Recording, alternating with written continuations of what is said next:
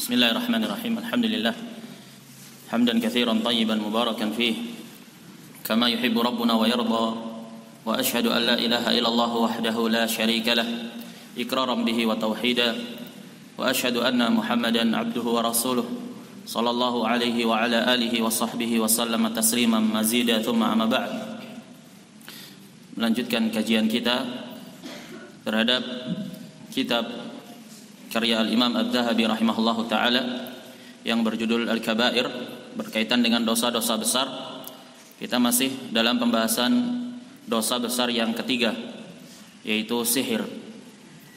Telah dibahas dalam pertemuan sebelumnya bahwasanya sihir itu hukumnya adalah siapa saja yang melakukan perbuatan sihir, mempelajari dan mengamalkannya, maka hukumnya adalah kekufuran. Sisi pendalilan yang telah dibahas di dalam ayat di surat Al-Baqarah bahwasanya sihir itu adalah suatu tindak kekufuran. Dari sisi yang pertama, konsekuensi dari mempelajari ilmu sihir itu adalah mencampakkan dan meninggalkan Al-Qur'an. Walamma ja'ahum rasulun min 'indillahi musaddiqun lima ma'ahum nabadha fariqun minal ladzina utul kitaba kitaballahi wara'a dhuhurihim ka'annahum la ya'lamun. Disebutkan dalam ayat itu, ketika datang Rasul membenarkan, yaitu Rasul Muhammad sallallahu alaihi wasallam, membenarkan apa yang ada di dalam Taurat dan Injil, maka seketika mereka Yahudi dan Nasrani mencampakkan Al-Qur'an dan lebih memilih mempelajari ilmu sihir. Wattaba'u ma tatlu syayatinu ala mulki Sulaiman. Kemudian mereka berittiba kepada syaitan, dan ittiba kepada syaitan adalah kekufuran. Sebelum mereka berittiba kepada syaitan, tindakan mereka mencampakkan Al-Quran dan lebih memilih mempelajari kitab-kitab sihir, itu juga adalah tindak kekufuran. Kemudian Allah sebutkan wama kafara Sulaiman, dinafikan kekufuran itu pada Sulaiman, yang menunjukkan bahwasanya mempelajari sihir adalah tindak kekufuran karena Sulaiman alaihissalam tidak mempelajari sihir. Jadi kesimpulannya bahwasanya perbuatan mempelajari ilmu sihir dan mengamalkannya termasuk kekufuran yang akbar, mengeluarkan pelakunya dari al-Islam. Kemudian dibahas pula dalam pertemuan sebelumnya hukuman yang berlaku bagi pelaku sihir, sebagaimana telah berlalu penjelasan dari para sahabat bahwasanya hukum pelaku sihir adalah hukuman mati dan ditegakkan oleh waliul amr. Telah dijelaskan dan telah kita pahami bersama, kesimpulan mempelajari ilmu sihir mengamalkannya adalah kekufuran, kufur akbar. Pelakunya yang terjatuh dalam perkara tersebut, maka dia kafir, murtad, keluar dari Islam. Itu hukum secara asal. Kemudian Al-Imam Adz-Dzahabi di sini ingin menjelaskan sebuah permasalahan. Kapan seseorang yang menisbatkan diri ke dalam Islam kemudian terjatuh dalam tindak kekufuran yang akbar atau kesyirikan yang akbar, itu teranggap sebagai seorang musyrik atau kafir. Berkata Al-Imam Adz-Dzahabi rahimahullah di sini, wa'lam, ketahuilah, anna katsiran minal kabair, bahwasanya kebanyakan dari dosa-dosa besar. Di sini ditempatkan pembahasan berkaitan sihir dalam dosa besar yang ketiga. Harusnya yang lebih utama, dan ini kritikan pertama yang dikritikan oleh para ulama terhadap Imam Adz-Dzahabi berkaitan dengan penyusunan permasalahan-permasalahan yang berkaitan dengan dosa besar. Dari sisi beliau tempatkan sihir di urutan ketiga setelah qatlun nafs, membunuh jiwa. Sementara sihir itu konsekuensinya adalah kekufuran. Maka harusnya sihir itu di bawah, tepat berada di bawah kesyirikan. Begitu.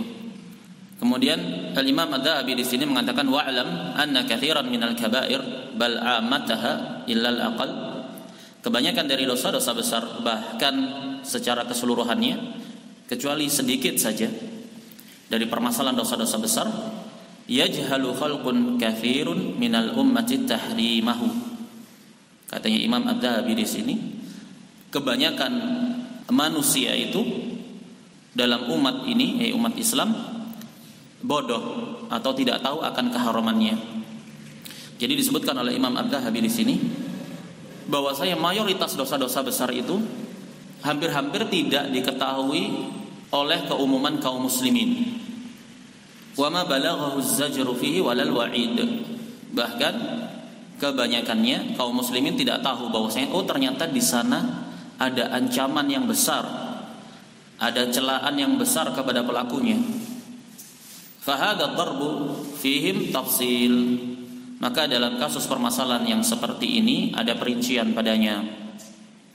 Jadi dalam permasalahan hukum-hukum syariat, dalam permasalahan ilmu-ilmu syar'i, ada permasalahan yang itu harus diketahui oleh individu setiap muslim secara darurat. Harus diketahui, tidak bisa tidak. Ada perkara-perkara dalam agama ini yang diketahui secara darurat, urgen. Secara asal zatnya. Secara asal zatnya dia perkara yang diketahui secara darurat. Adapun bentuk-bentuk turunannya ini terkadang kebanyakan kaum muslimin itu jahil padanya. Contohnya misalkan perkara riba. Perkara riba ini sesuatu yang diketahui secara mendasar atau tidak bagi seorang muslim. Kalau kita bicara seorang muslim, ya seorang muslim yang dia punya dasar terhadap agamanya, menjalankan rukun Islam, bukan yang statusnya ya sekedar Islam KTP. Walaupun banyak dari orang-orang yang menisbatkan diri ke dalam Islam, walaupun Islamnya hanya sebatas hitam di atas putih, status sosial, mungkin dalam perkara riba mereka tahu bahwa itu adalah suatu yang tercela. Kita ambil contoh saja permasalahan riba. Ini permasalahan yang mendasar, diketahui dalam syariat Islam bahwa riba itu haram. Tapi terkadang bentuk-bentuk gambaran turunan dari riba itu kadang tidak diketahui. Contohnya misalkan dalam permasalahan yang kontemporer saja, yang sedang dipermasalahkan dan terjadi perbedaan pandang padanya di kalangan para ahlinya. Apa bentuk-bentuk riba? Contohnya yang dibahas apa? GoPay. Dibahas nggak GoPay? Nah, terjadi perbedaan pandang berkaitan dengan GoPay. Sebagian berpendapat GoPay ini termasuk dari jenis riba. Sebagian berpendapat bahwa GoPay bukan termasuk dari jenis riba. Nah, terjadinya perbedaan pandang tersebut bersamaan dengan sepakatnya antara kedua belah pihak yang berbeda pandang bahwa riba itu adalah haram, tidak ada khilaf. Tapi ketika sudah turun ke dalam bentuk-bentuk yang berbeda, ini gambaran deskripsinya terkadang terjadi perbedaan pandang padanya. Nah, dalam permasalahan-permasalahan yang seperti itu dinamakan dengan permasalahan yang khafi atau tersamarkan permasalahannya. Tergantung bagaimana individu itu mendeskripsikan gambaran secara utuh berkaitan dengan definisi permasalahan terkait. Dalam hal ini misalkan GoPay. Mereka yang memandang ini adalah riba berdasarkan deskripsi yang mereka tetapkan. Mereka yang memandang ini bukan riba berdasarkan deskripsi yang mereka tetapkan. Ketidaktahuan dalam permasalahan ini bisa jadi ma'dur, mendapat udzur padanya. Tapi di sana ada permasalahan yang sifatnya darurat untuk diketahui di dalam agama. Contohnya bahwasanya salat 5 waktu itu adalah wajib, misalkan puasa Ramadan itu adalah wajib. Seorang muslim yang dia tinggal di masyarakat dan lingkungan kaum muslimin dan dia terdidik secara akademis, belajar pula agama, pelajaran-pelajaran yang berkaitan dengan agama. Dalam permasalahan misalkan hukum sholat 5 waktu adalah wajib, hukum puasa Ramadan adalah wajib, berzina adalah haram, apalagi membunuh adalah haram. Ini suatu perkara yang keharamannya itu darurat untuk diketahui. Tidak ada udzur atas ketidaktahuan terhadap perkara yang demikian. Dikecualikan kapan diberi udzur dalam perkara-perkara yang diketahui di dalam agama ini harus diketahui secara darurat. Dicontohkan oleh para ulama diantaranya apabila dia itu haditsu ahdin bil Islam, baru saja masuk Islam. Dia tidak tahu konsep syariat, tidak tahu bahwasanya di sana khamar itu haram, babi itu haram, riba itu haram, zina itu haram. Dia belum mempelajari perincian syariat Islam secara terperinci. Baru masuk Islam dan jauh dari negeri Islam. Atau misalkan dia tinggal di pedalaman yang sama sekali tidak ada akses untuk dia mempelajari Islam, dan tidak didapati adanya pendakwah, tidak pernah dia dengar tentang syariat Islam, hukum-hukumnya.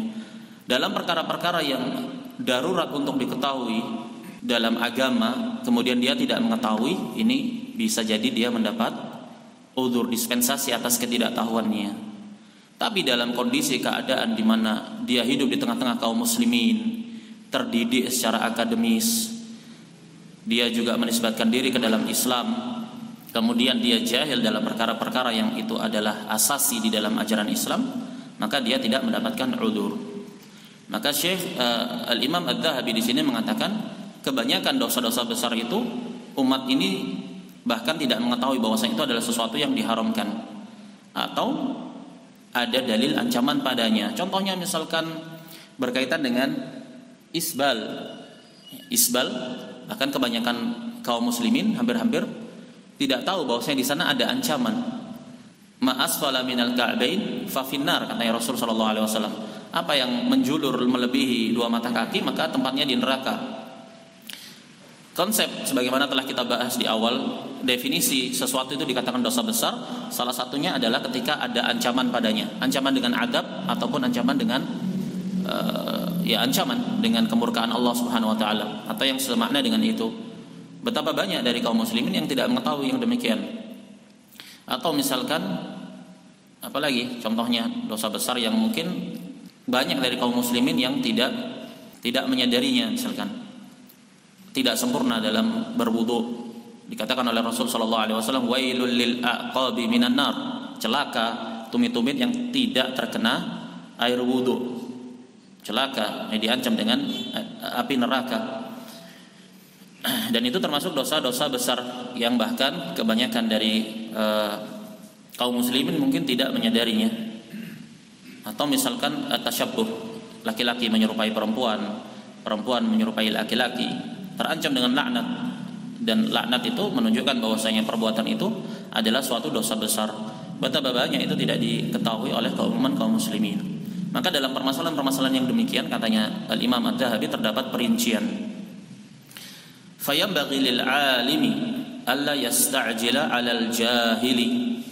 Maka sepatutnya bagi seorang alim, seorang dai, seorang penuntut ilmu yang dia telah belajar, alla yasta'jila, jangan terburu-buru, 'alal jahil, terhadap seorang yang tidak tahu.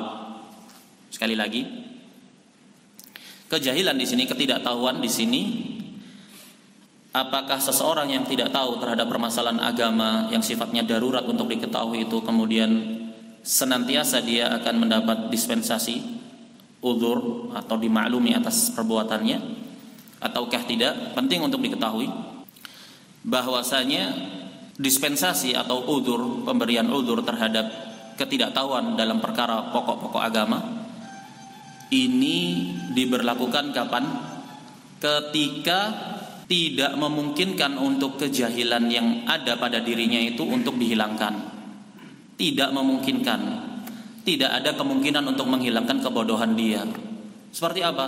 Tinggal di pedalaman yang tidak ada akses informasi sama sekali, tidak ada internet, tidak ada jaringan telekomunikasi, tidak ada pendakwah yang masuk ke sana, benar-benar tidak ada akses sama sekali untuk dia mengakses informasi.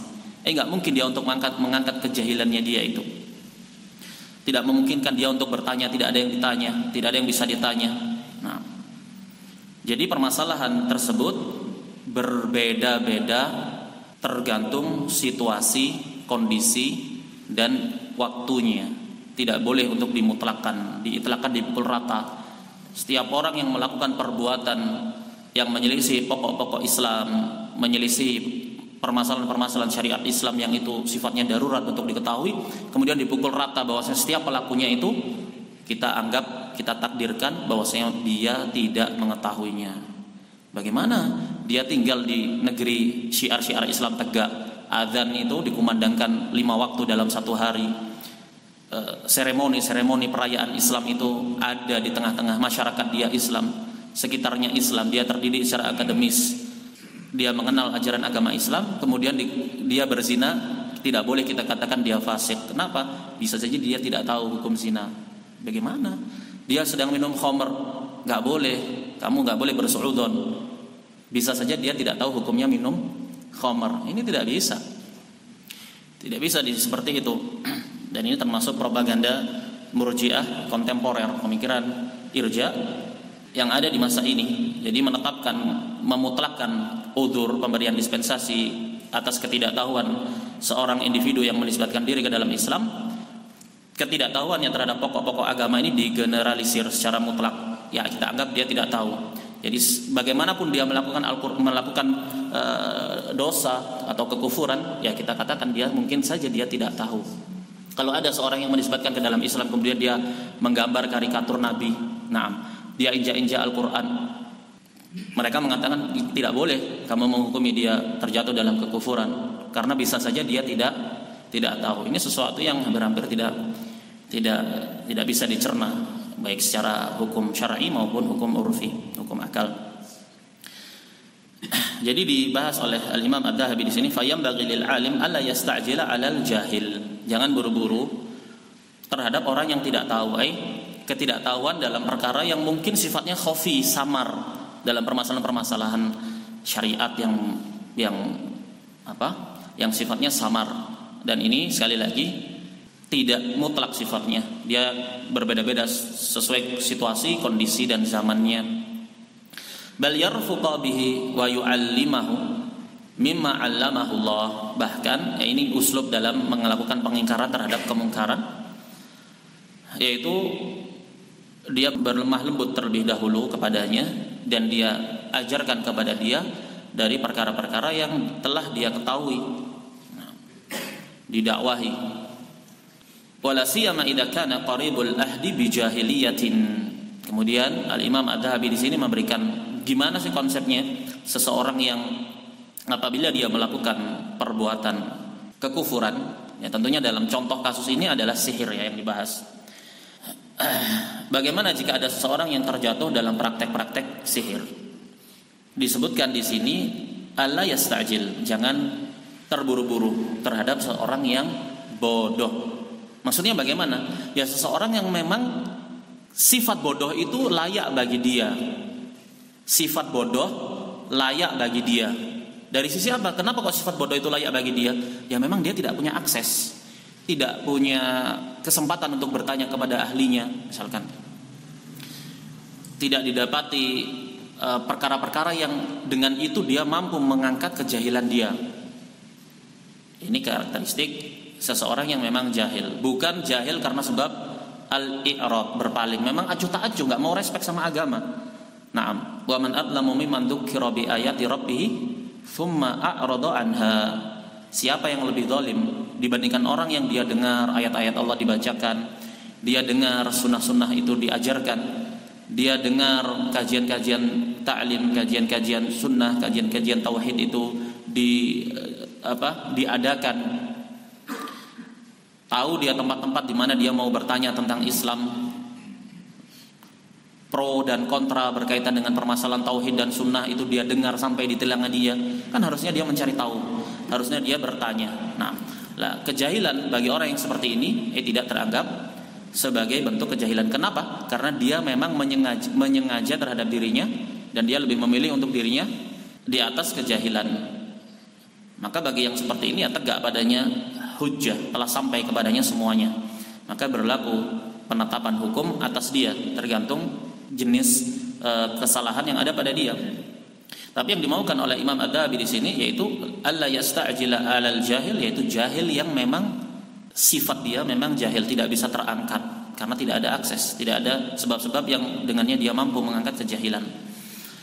Wala siyama idza kana qaribul ahdi bi jahiliyah. Kemudian disebutkan di sini lebih-lebih kepada dia yang terjatuh dalam perbuatan kufur disebabkan karena dia masih dekat dengan masa jahiliyah.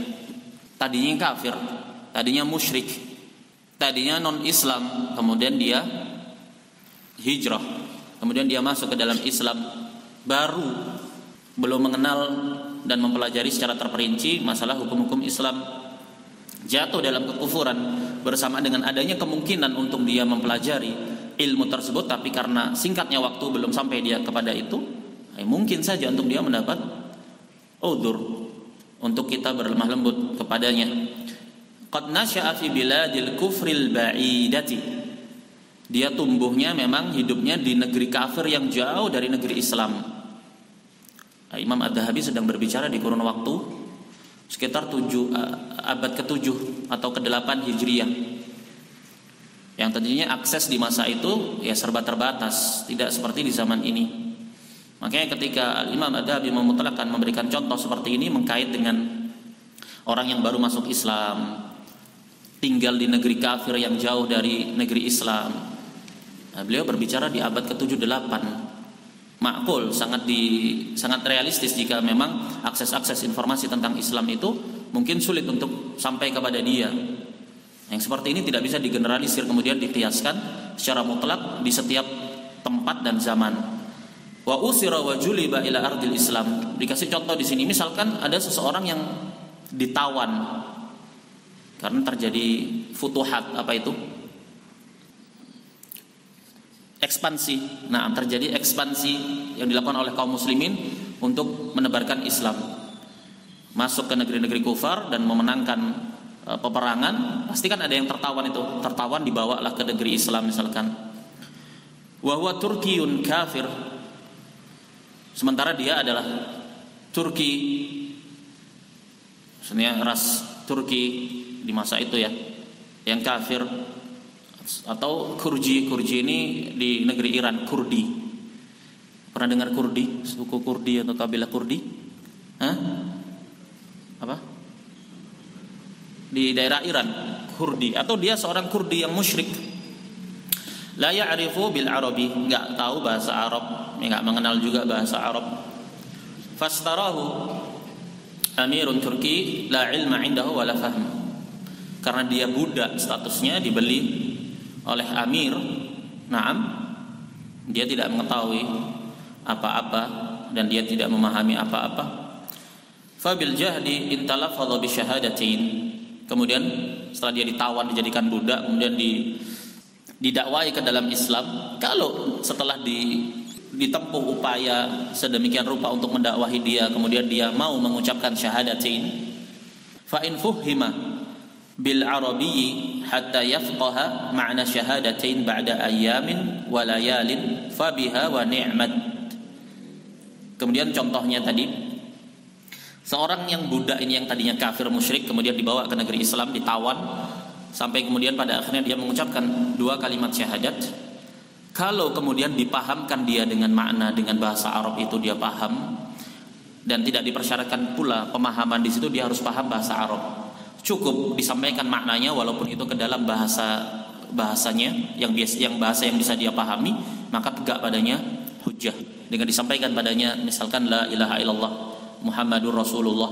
La ilaha illallah itu artinya apa, konsekuensinya apa, dibahasakan, dijabarkan ke dalam bahasa yang bisa dipahami, cukup tegak padanya hujjah. Hatta yafqaha, sehingga dengan itu dia menjadi memahami makna 2 kalimat syahadat ba'da ayyamin wa layalin, setelah beberapa hari dan beberapa malam. Setelah dia masuk Islam, dia mengucapkan syahadat, diajarkan kepada dia sampai dia benar-benar memahami makna dari 2 kalimat syahadat. Kalau dia paham setelah beberapa hari, fabiha wa ni'mat, maka itulah yang diharapkan. Tsumma qad yusalli wa qad la yusalli. Kemudian orang yang seperti itu bisa jadi dia kemudian sholat, dan terkadang bisa jadi juga dia tidak sholat.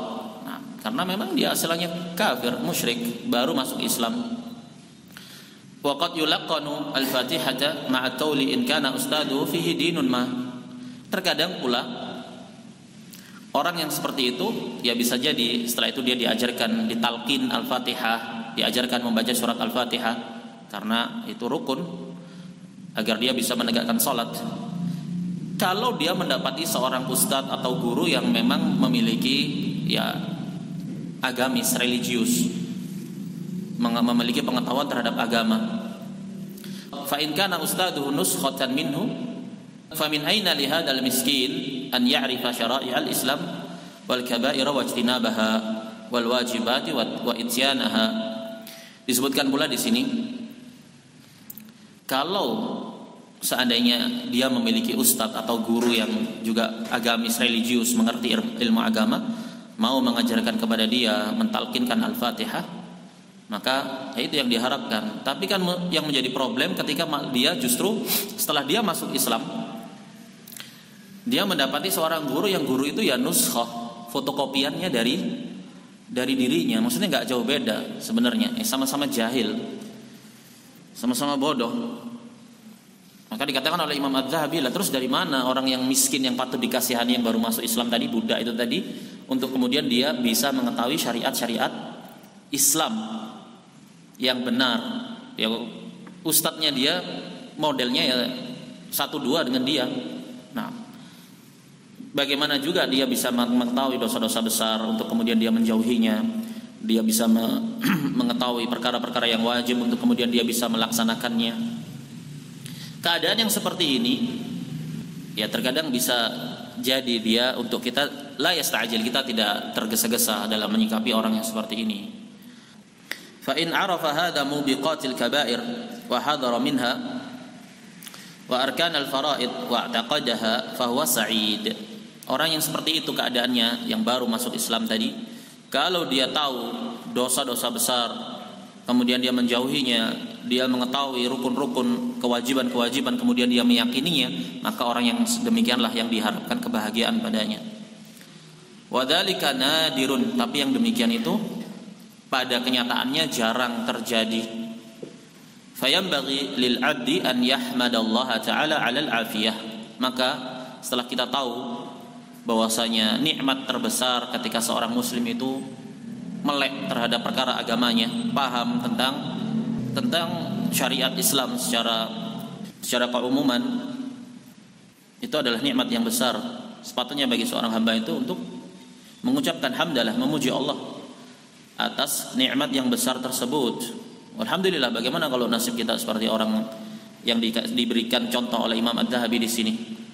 Tadinya musyrik kafir, ditawan menjadi tawanan perang, kemudian menjadi budak, kemudian didakwahi ke dalam Islam, akhirnya dia mengucapkan 2 kalimat syahadat.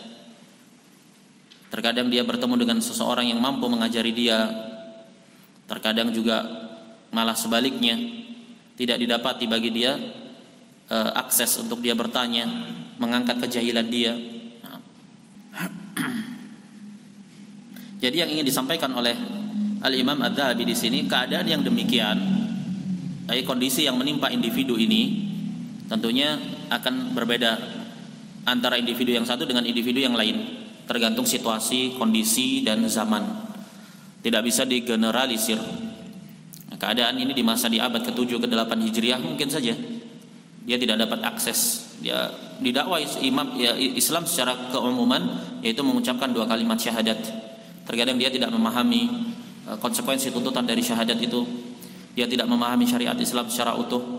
Dipertemukan dengan orang-orang yang juga sewarna dengan dia, larut dalam yang demikian itu dia sepanjang hidupnya. Nah, orang-orang yang seperti ini keadaannya bisa jadi ya diberi uzur.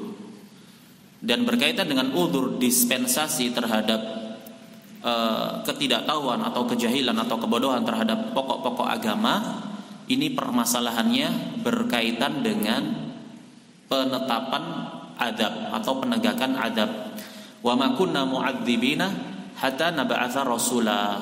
Katanya Allah Subhanahu wa taala, kami tidak akan mengadab suatu kaum kecuali setelah kami utus kepada kaum tersebut rasul.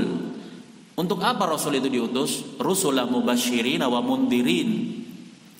Allah Subhanahu wa taala mengutus para rasul mubasysyirin, memberikan kabar gembira tentang wajibnya untuk mentauhidkan Allah, dan balasan bagi orang-orang yang mentauhidkan Allah yaitu jannah.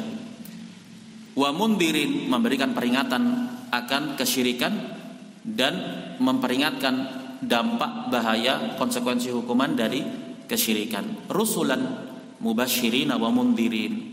Apa hikmahnya Allah utus para rasul? Li'alla yakuna linnasi hujjatun ba'dar rusul, agar manusia ini nanti tidak memiliki hujah lagi, tidak memiliki argumentasi lagi di hadapan Allah setelah diutusnya para rasul. Tidak bisa kita nanti akan mengatakan kepada Allah, ya Allah, di persidangan hari akhir, ya Allah, ana nggak tahu kalau ternyata zina itu haram. Kamu muslim kok, sudah ditegakkan, Rasul sudah diutus membawa syariatnya kok. Tidak ada lagi alasan bagi umat manusia. Maka ya Rasul sallallahu alaihi wasallam itu diutus apa? Rahmatan lil alamin, membawa rahmat. Dengan dakwah tauhid itu membawa rahmat bagi semesta alam. Maknanya apa? Berarti ajaran Rasul sallallahu alaihi wasallam itu diberlakukan bagi seluruh semesta alam. Allah Subhanahu wa taala mengabarkan bahwasanya penetapan adab itu konsekuensinya berhentinya yaitu dengan telah sampai atau tidak sampainya Rasul. Tapi di ayat yang lain Allah sebutkan bahwasanya di setiap umat ini pasti ada Rasul. Di surat An-Nahl Allah berfirman, "Walaqad ba'atsna fi kulli ummatin rasulan an i'budullaha wajtanibut taghut." Sungguh telah kami utus di setiap umat, setiap generasi, setiap kaum seorang rasul, di mana dakwahnya itu adalah ubudullah wajtanibut taghut. Ibadahilah Allah, tauhidkanlah Allah, dan jauhilah oleh kalian at-taghut. Seluruh nabi dan rasul yang jumlahnya nabi itu jumlahnya berapa? Siapa yang tahu jumlahnya nabi? 200.000 lebih. 200.000 lebih. 315 diantaranya adalah rasul. Naam, tidaklah di setiap umat generasi itu pasti telah diutus pada mereka rasul menegakkan hujjah. Wa ma arsalnaka illa rahmatan lil alamin. Dan nabi juga diutus membawa ajaran beliau dan syariat beliau itu untuk semesta alam seluruhnya. Dan juga Allah Subhanahu wa taala berfirman menjelaskan bahwa nabi itu diutus untuk seluruh umat manusia. Ya ayuhan nasu inni rasulullahi ilaikum jami'a. Wahai sekalian manusia, sesungguhnya aku adalah rasul Allah yang diutus kepada kalian seluruhnya.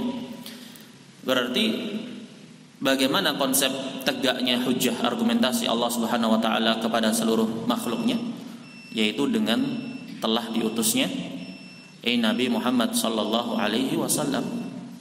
Jadi konsep tegaknya hujjah, sampainya hujjah sehingga terangkat kejahilan, terangkat kebodohan terhadap perkara tauhid dan perkara syariat, itu adalah dengan sampainya Al-Qur'an.